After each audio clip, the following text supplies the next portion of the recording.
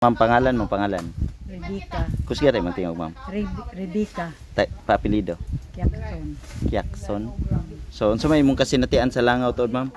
Ay nangapikod ko sir nga Kano sa?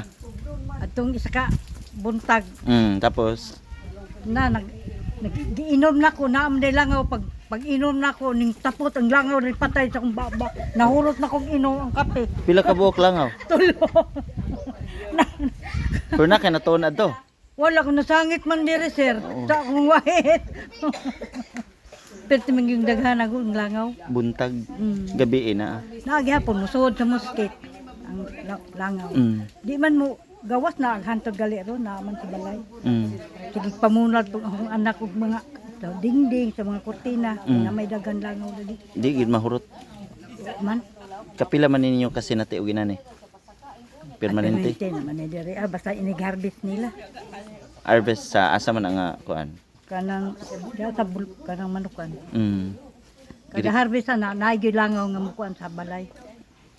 Adto manawon ba? Pero wala sila yung mga kuan, kanang paningkamot nga mawala ng langaw or mapatay. Oo, Mapampatay ba, pampatay, gahatag sila. wala man. So kadwa jud ka matagay. Dugay na kanang puyo da, ma'am. 1990 pagod mi diri Lumad gud nang ang pares diri Tapos Ug ug mga on mo. mag-isig bugaw.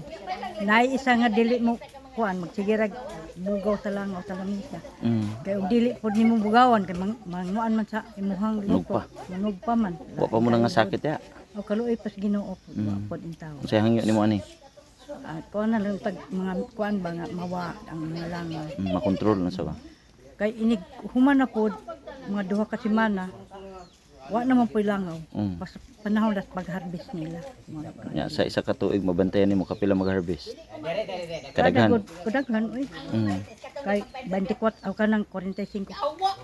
Days gud na sa mag-harvest. Agaw mo na.